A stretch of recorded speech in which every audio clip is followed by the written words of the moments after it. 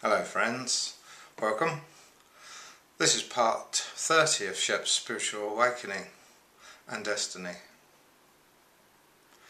In this part I'm going to talk about the protection I got from Father God, which Peter said in my lifetime I could be protected at times. Well, I don't want to go into too much detail about this for my own reasons. Maybe one day I will, but not at this time. I walked into a situation and the guide that was corrupted in my life had inspired me to do this and told me I would be protected by Father God. And I walked into and got into a situation where I put myself in danger unwittingly, I thought. But before I did this, I turned and I prayed to God, and I said I commend my life into your care and keeping in a prayer, and I walked into some danger, and something actually struck me in the face very hard, and it didn't hit my face. There was a shield around my face, and I knew it was Father God, and Father God did something that was physical, that was very hard to do, beyond my physical strength. And it hit me in the face a few more times, but it did not strike my face. There was a shield where it was hitting my face, and it was not actually striking me.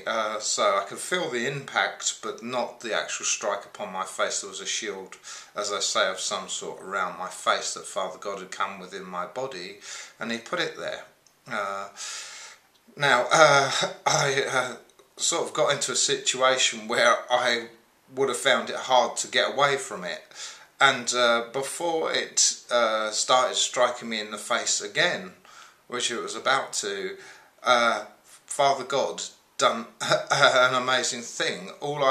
First thing I knew was I was upside down in a ball doing a backward somersault flying through the air, and Father God so quickly, like lightning, had done a somersault and then somersaulted me through the air backwards, and I landed 8 or 9 feet. This was a backward somersault, and I wouldn't say it would hardly be within human capability to do it. I doubt it would.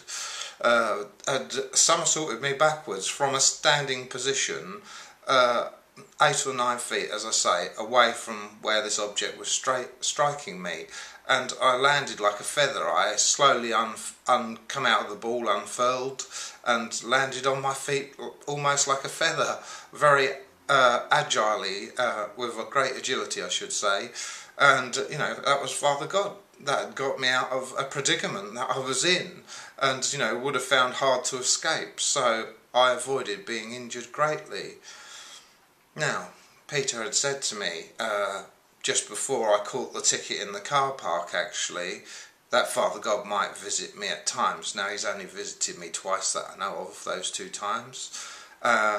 He always would only come for a good reason to do that. But Peter said, when Father God comes to you, might feel a slight heaviness within you, which I did not. I didn't notice any difference other than Father God was moving my body or doing things to help me in a situation. But